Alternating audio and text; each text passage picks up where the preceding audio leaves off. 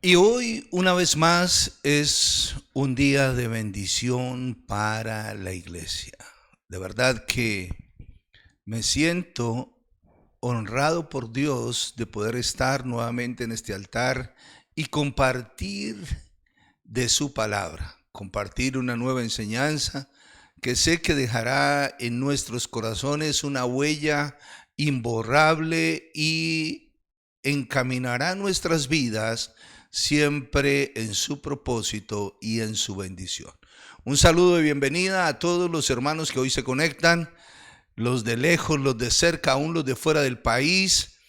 Y sin más preámbulos, debo decirles que elevemos una oración a través de la cual podamos pedir que hoy su palabra nos sea revelada. Cierre sus ojos, incline su rostro y con sus propias palabras levante una oración. Padre bueno, te damos gracias en el nombre de Jesús por este tiempo. Sabemos que tú añadirás con él bendición a nuestras vidas, que tu palabra se establecerá en nuestro corazón y entonces comprenderemos tu voluntad, que es buena, agradable y perfecta. Eterno y soberano Dios, te damos gracias porque la gran ayuda de tu Santo Espíritu hoy abrirá, Señor, en nosotros nuestro entendimiento y tu palabra vendrá. Gracias, Jesús, por tu sacrificio en la cruz, para que hoy podamos entender el gran amor de Dios. En el nombre de Jesús nos quedamos en tu presencia. Amén y amén.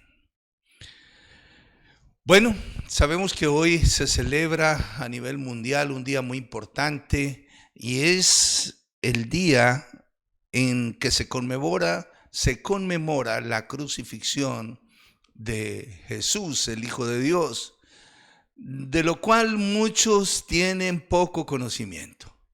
Esto significa que lo que sucedió en la cruz, aún para una gran cantidad de personas a nivel mundial, no les ha sido revelado. Pero hoy Dios quiere que tengamos esa oportunidad y podamos entender acerca de su sacrificio en la cruz.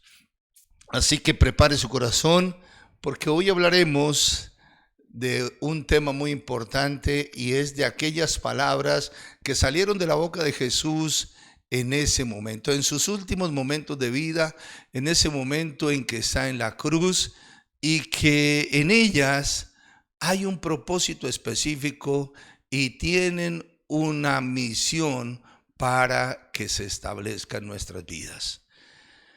Libro de San Juan, capítulo 19, versículo 30, en esta versión dice así: Jesús bebió el vino agrio y dijo: todo está cumplido. Luego inclinó la cabeza y entregó el espíritu.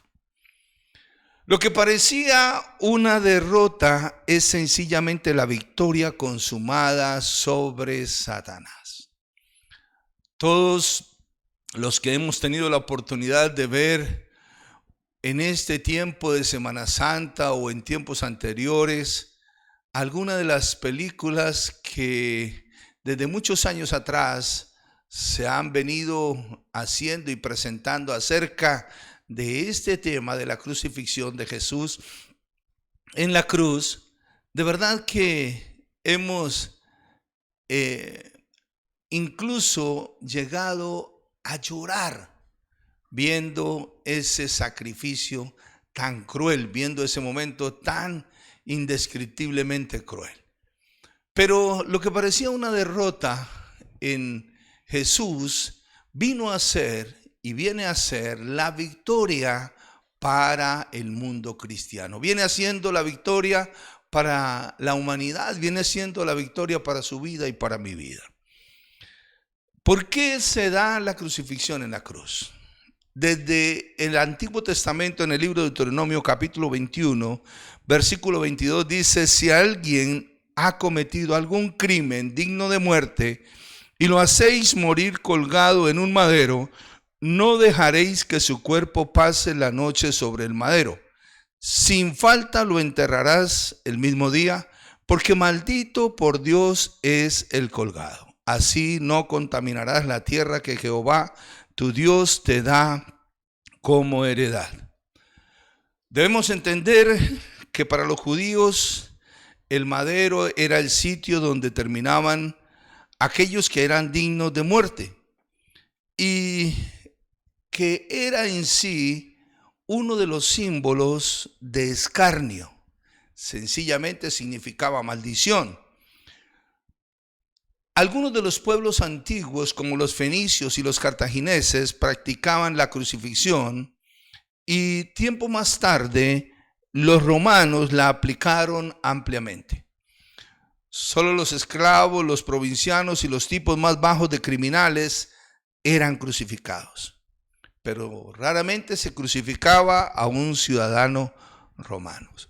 Y nosotros sabemos que allí terminó el Señor Jesús con uno de los peores castigos, a la verdad imposible de soportar por cualquier ser humano. Pero lo que parecía la derrota o una derrota terminó siendo la más contundente victoria sobre Satanás y todas sus legiones demoníacas que dominaban en ese momento y han dominado y han querido dominar por siempre la humanidad a través del pecado, la ruina, la maldad, la derrota y todo lo que concierne a la destrucción del hombre. Algo que debemos entender hoy es que toda palabra dicha tiene un significado y a la vez tiene un propósito específico. Así que ninguna palabra que ha salido de la boca de Dios carece de significado o de propósito. Al igual, las últimas palabras del Señor Jesús en el madero reflejan la mayor demostración de amor y sintetizan el gran sacrificio que le costó al autor y consumador de la vida la redención de la humanidad. Siento que debo decirles que a la vez son el deseo del corazón de Dios y que tienen el poder que venció todo dominio del adversario sobre la raza humana. Así que con ellas Jesús termina decretando el fin de una condición para el hombre o en el hombre que no era la que Dios anhelaba para la vida de éste. Me quiero referir a 7 frases específicas que salieron de la boca de Jesús en aquel momento. Y cada una de ellas tenía o tiene un propósito específico aún en este tiempo para su vida y para mi vida y para toda la iglesia y para todo hombre, aquel que las pueda oír, entender y atesorar en su corazón. La primera de ellas dice: Padre, perdónalos porque no saben lo que hacen. Jesús está hablando del perdón. La primera palabra, la primera frase que sale de la boca de Jesús, nacida de su corazón, refleja una palabra de perdón. Todos sabemos que Jesús había predicado muchas veces sobre el perdón, que sabía que si el hombre no perdonaba, era la mínima condición que Dios demandaba para su propio perdón, para el perdón del hombre. Aunque Jesús había predicado muchas veces del perdón, esta aún era una oportunidad más y aprovechó para hacerlo. Jesús conoce nuestro corazón, conoce el corazón del hombre, y él mismo sabía y sabe lo difícil que es para el hombre perdonar. Muchas veces durante su ministerio se dio cuenta que esto era así, y aún en las parábolas que él refería enseñaba acerca de cómo la condición del hombre era tan arraigada en su naturaleza, la falta de perdón. En una de sus enseñanzas, Jesús dice que si alguien, o mejor que si quien trae la ofrenda al altar, tiene que ir a buscar a su hermano para pedirle perdón por algo que ha sucedido, él y su hermano, que lo busque y que le pida perdón y luego venga y presente su ofrenda a Dios. Eso está en el libro de Mateo capítulo 5, en el versículo 23 y 24. Dice: por tanto, si traes tu ofrenda al altar y allí te acuerdas de que tu hermano tiene algo contra ti, deja tu ofrenda delante del altar y anda, reconcíliate primero con tu hermano y entonces ven y presenta tu ofrenda. Qué interesante es poder entender que tan necesario es perdonar como transmitir perdón. Así mismo, el Señor había enseñado acerca de perdonar. Recuerde que en Mateo 6:15 la palabra dice: mas si no perdonáis a los hombres sus ofensas, tampoco vuestro Padre os perdonará vuestras ofensas. Qué tremendo.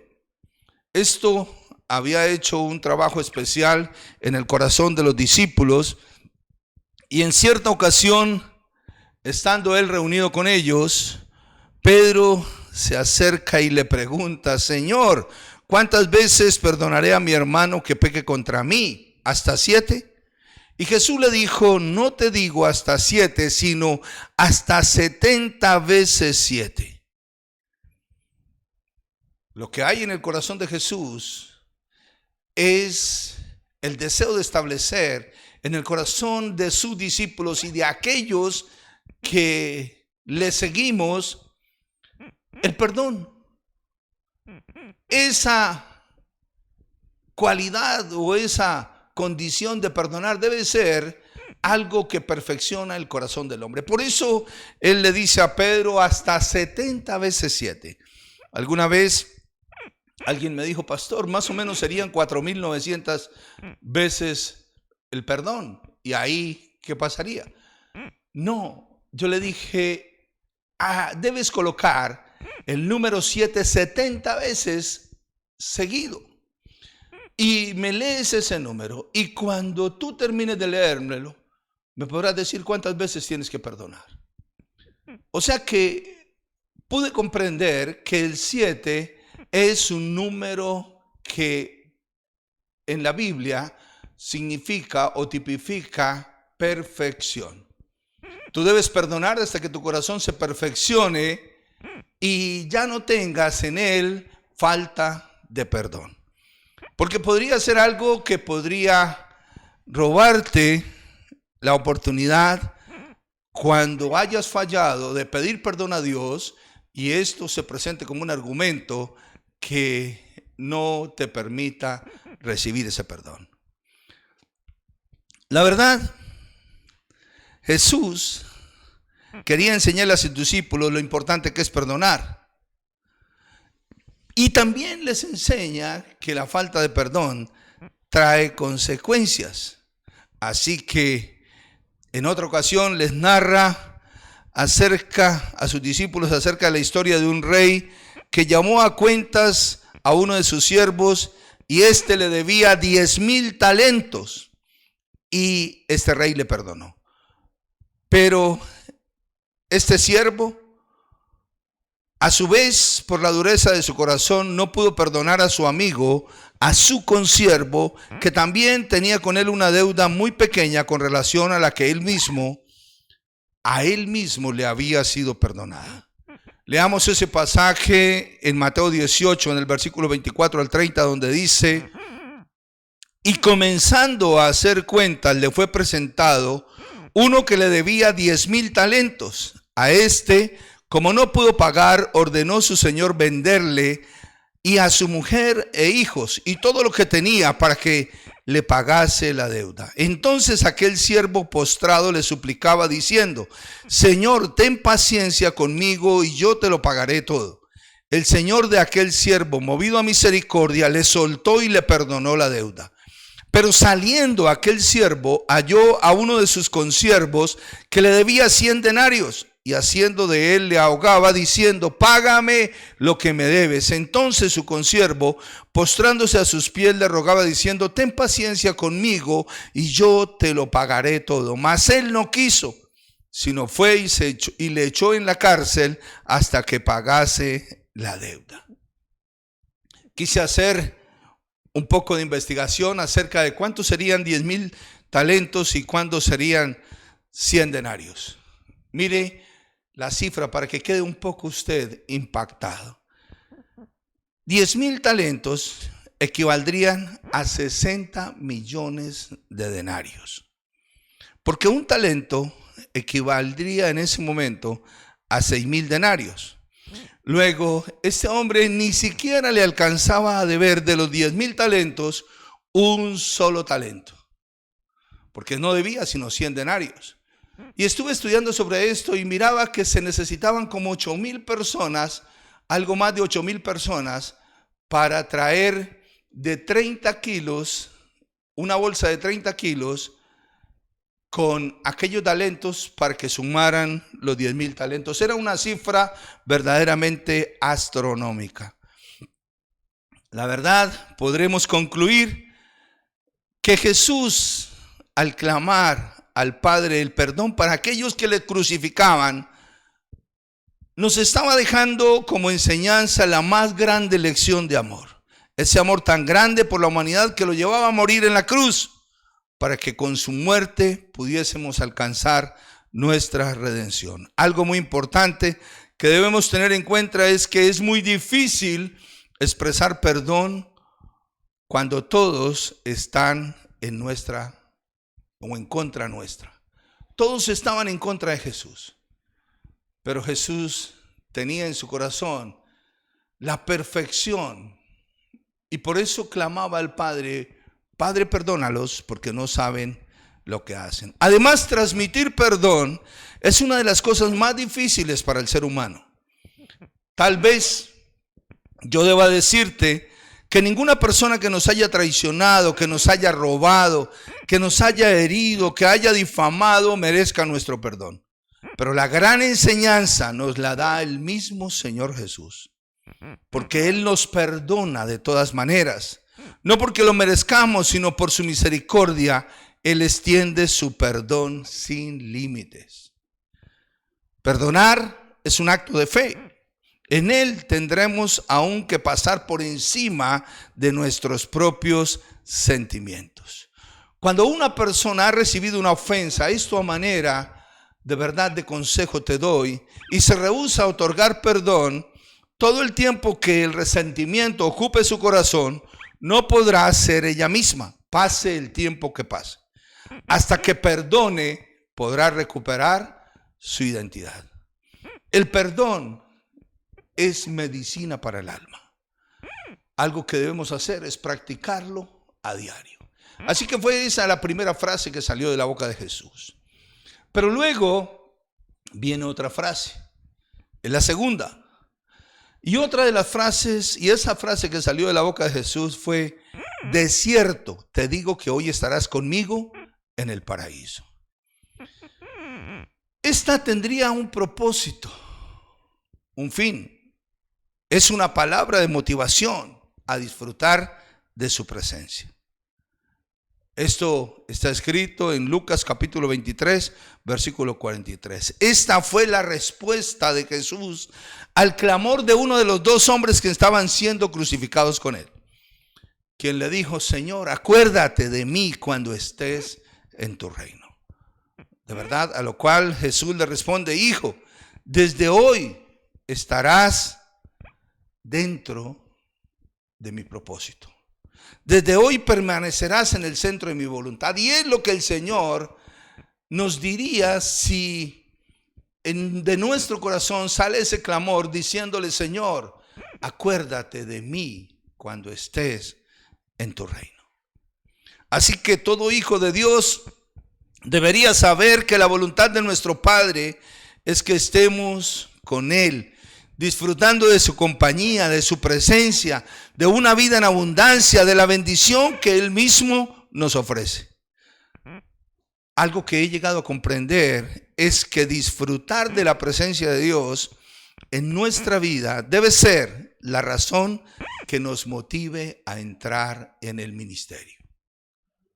De verdad que cuando estaba preparando este tiempo, este sermón, tal vez como siempre lo hice, pero tengo que reconocerlo, había dejado de sentir esa necesidad de que la presencia de Dios estuviera cada vez mayor en mi vida, y lo hice. Y eso fue como la respuesta de parte de Dios. Recordemos que la Biblia dice que Moisés clamó a Dios para que su presencia fuera con él. Y clamó hasta que Dios le dijo: mi presencia irá contigo y te daré descanso.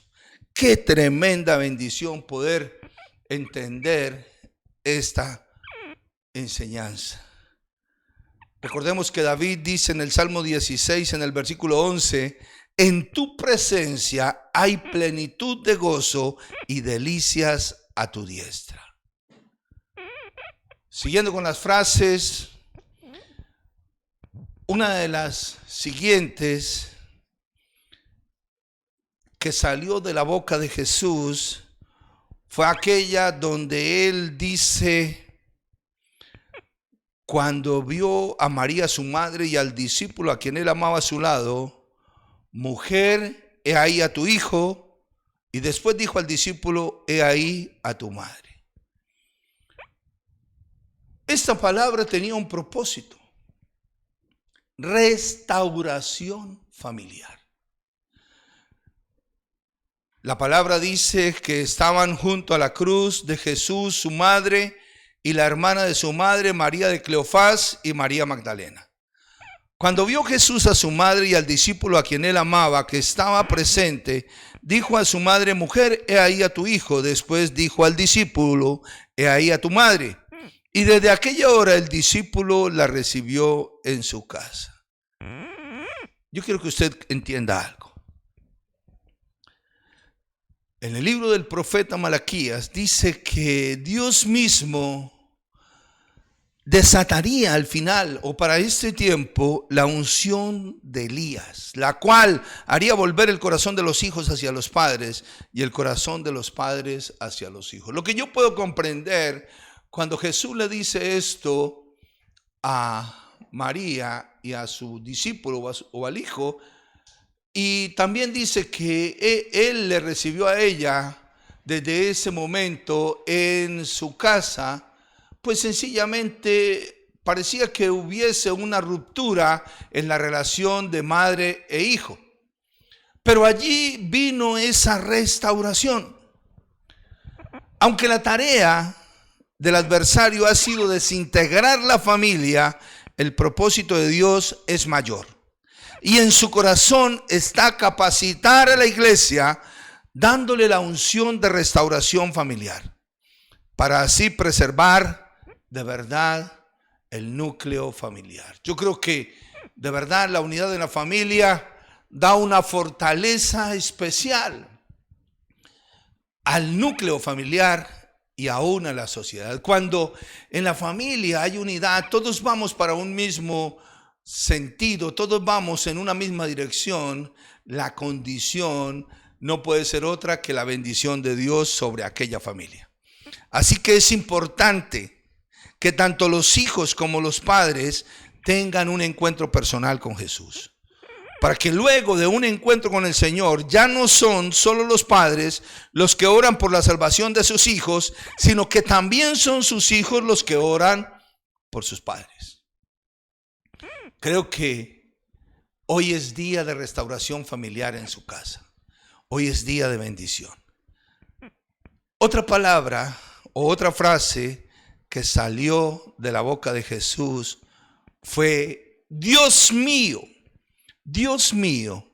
¿por qué me has desamparado? La palabra dice en Mateo 27:46: cerca de la hora novena, Jesús clamó a gran voz diciendo: Elí, Elí, lama sabactani. Esto es: Dios mío, ¿por qué me has desamparado?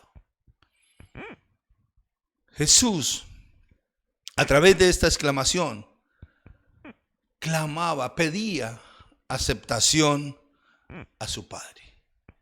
La cuarta vendría a ser o tener un propósito específico: buscar la aceptación. Esta es una palabra de aceptación. Por eso Jesús dice esto, porque se siente rechazado por su Padre. Y en esta exclamación expresa el dolor que esto le producía, que le producía el ser rechazado por su Padre. Tanto que quiso conmoverlo al hacerlo en su lenguaje natal, en el arameo. Jesús como que quiso regresar a la infancia y conmover el corazón del Padre. Algo que a lo largo del ministerio he podido comprobar es que muchas personas luchan con sombras del pasado, por el rechazo de sus padres, así como también por la falta de aceptación de aquellos que le rodean, sus familiares, por ejemplo.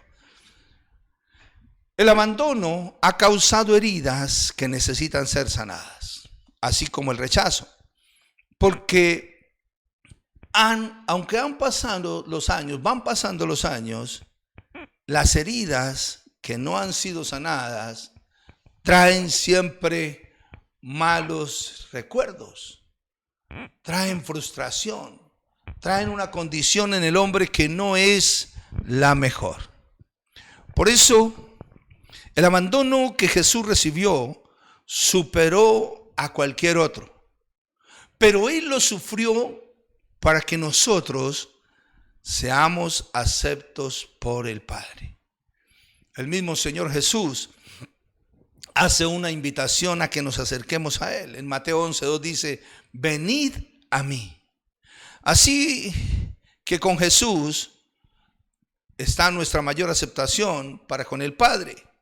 Como está escrito en el libro de Efesios, me gusta ese pasaje que el apóstol Pablo escribe a la iglesia de Éfeso. En el capítulo 1, en el versículo 3 hasta el 6 dice, bendito sea el Dios y Padre de nuestro Señor Jesucristo, que nos bendijo con toda bendición espiritual en los lugares celestiales en Cristo, según nos escogió en Él antes de la fundación del mundo, para que fuésemos santos y sin mancha delante de Él, en amor habiéndonos predestinado para ser adoptados hijos suyos por medio de Jesucristo, según el puro afecto de su voluntad, para alabanza de la gloria de su gracia, con la cual nos hizo aceptos en el amado. ¿Sabía usted que a través de ese rechazo que vivió Jesús, Él logró que el Padre nos aceptara nuevamente? Su sacrificio en la cruz no fue en vano. Sus palabras lo expresan. Así como también podemos recordar que el salmista en el capítulo 27, en el versículo 10 dice, aunque tu padre y tu madre te dejaran, Jehová te recogerá. Qué tremenda bendición. Otra palabra, otra frase, es una palabra de amor. Juan capítulo 19, versículo 28, dice Jesús, tengo sed. Pero debemos entender que su sed no era física. Su verdadera sed era el anhelo de la salvación de los perdidos. Jesús conoce el corazón del hombre, conoce sus debilidades, su frustración, y Él sabe que es muy importante que seamos orientados por Él. Jesús sabía que partiría, pero se preguntaría siempre, o se preguntaba en ese momento, ¿quién tomaría su lugar para ayudar o para ayudarnos, para ayudar a la gente, para ayudarnos? Y la única manera de verdad de calmar esa sed era levantando un ejército de personas, de hombres comprometidos con la misma visión que él tenía: salvar las almas y hacer discípulos. Todos sabemos que la voluntad de Dios es que ninguno se pierda y que todos procedan al arrepentimiento. Imagínense por un momento cuando Jesús expresa: tengo sed, ayúdenme a salvar a los perdidos. llevando el evangelio a cada rincón de la tierra. Mas todo aquel que en mí crea no se perderá, sino que tendrá vida eterna. La sexta frase que sale de la boca de Jesús es: consumado es. Y esta tiene como significado y propósito ser una palabra de triunfo. Cuando Jesús dice consumado es, está diciendo terminé la obra, cumplí la misión, redimí la humanidad, lo logré a través de mi muerte en la cruz del Calvario, vencí al adversario, lo conquisté todo para que el hombre viva libre, sano, próspero, sea salvo y tenga vida eterna. Podemos concluir que Jesús venció.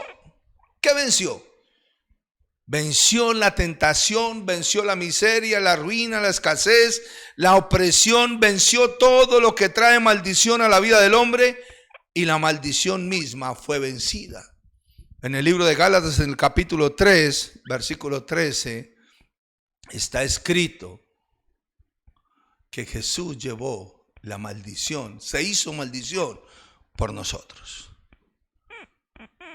Note que de verdad es importante entender, comprender cómo cada palabra, cada frase que salió de la boca de Jesús tenía un propósito específico. Y por último, otra frase que sale de la boca de Jesús es: Padre, en tus manos encomiendo mi espíritu. Lucas capítulo 23, versículo 46. Yo puedo comprender de verdad que en esta frase hay esperanza. Así que esta palabra es una palabra de esperanza. Jesús dice: Padre, en tus manos encomiendo mi espíritu. El Señor se aseguró que tuviera la protección de Dios al pasar la barrera de la muerte. No se confió de su santidad, no se confió de su vida de integridad, sino que le dijo: Padre, en tus manos encomiendo mi espíritu.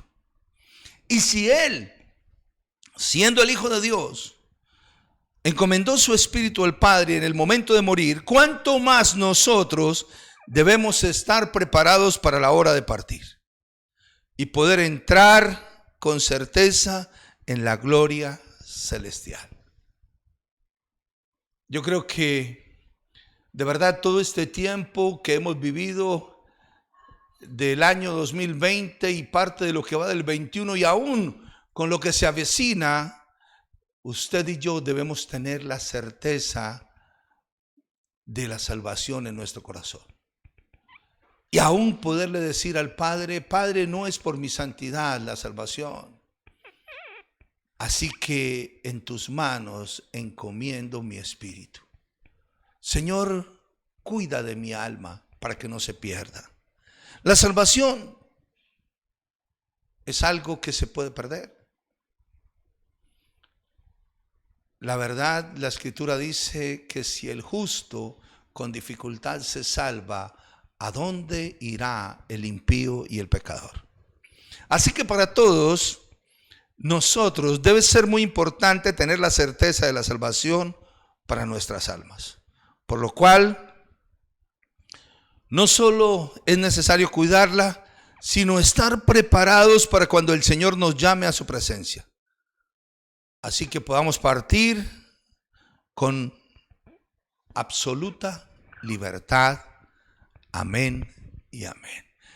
Yo creo que la enseñanza de hoy muy posiblemente es lo que necesitábamos entender. Pero también es necesario que hoy pongamos por obra su palabra. Así que por favor, ahí donde está, cierre sus ojos, incline su rostro y con este fondo musical tú puedas hoy tener ese tiempo no solamente de arrepentimiento con el Señor, que fue lo que ayer compartíamos, sino poderle decir, Señor, gracias por cada una de esas frases que salieron de tu boca, porque todas tenían un propósito específico, porque todas tenían un significado. Así que cierra tus ojos, inclina tu rostro y abre tus labios en esta hora y con tus propias palabras dile, Señor Jesús, gracias por tu perdón. Gracias, Señor Jesús, porque en Él hay redención para mi vida. Gracias, Señor Jesús,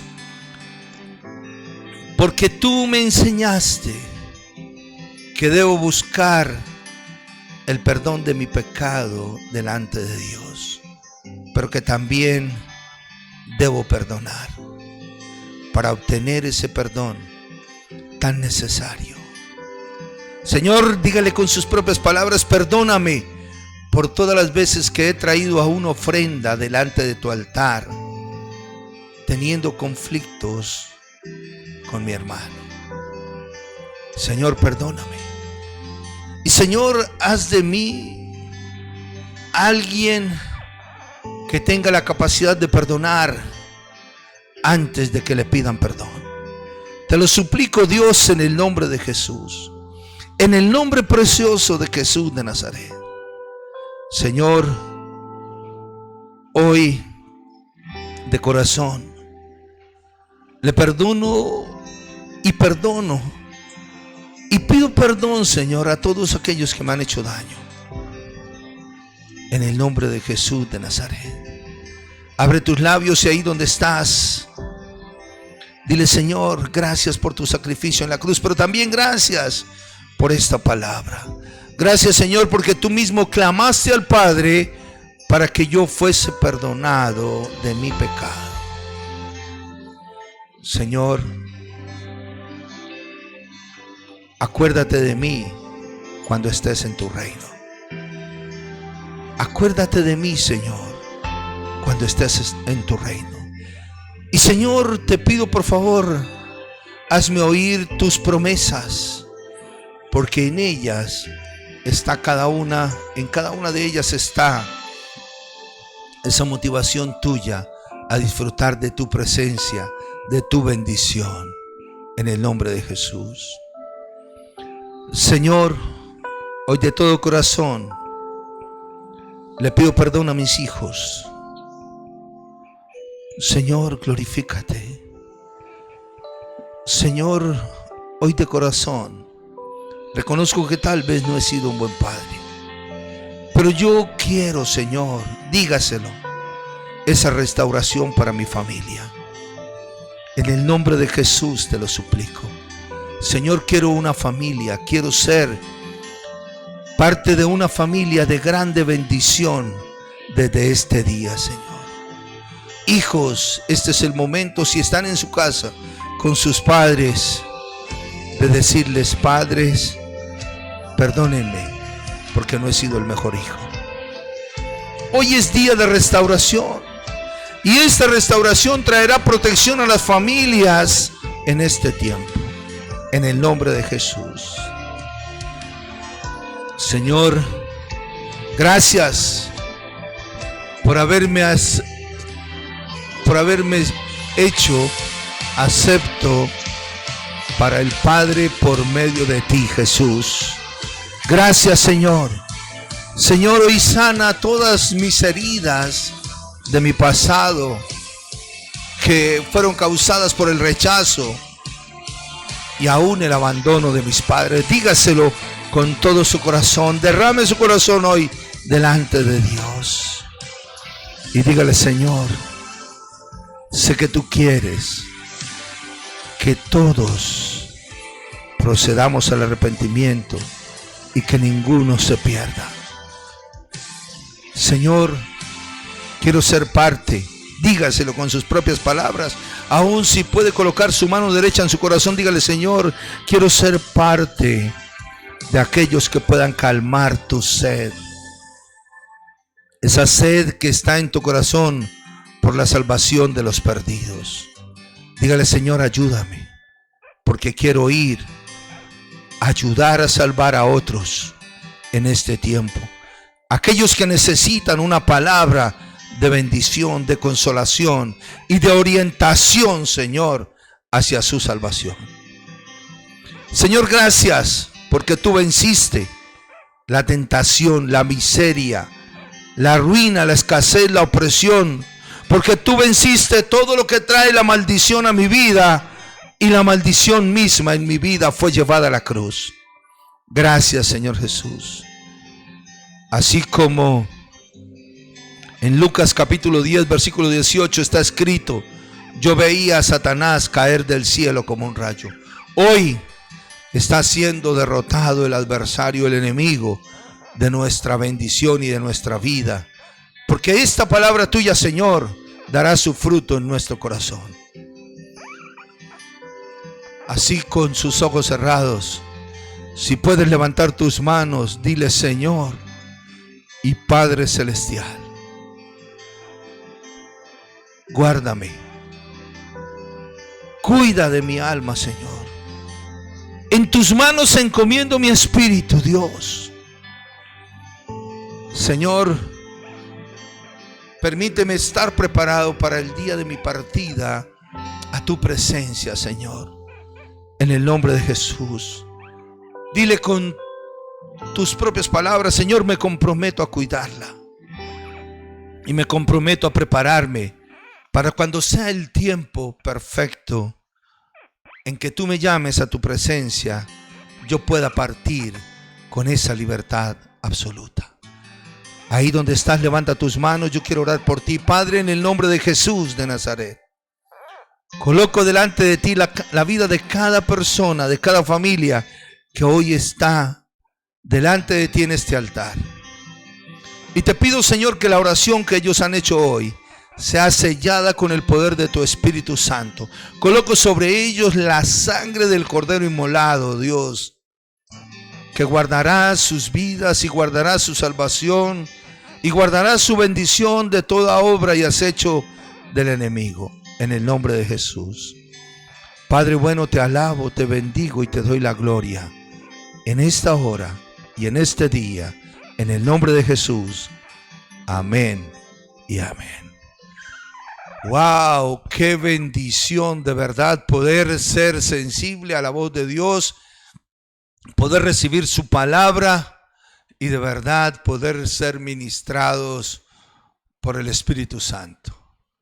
Así que, hermanos, Dios los bendiga, Dios los guarde, nos veremos pronto y terminemos este tiempo de verdad dándole gracias a Dios.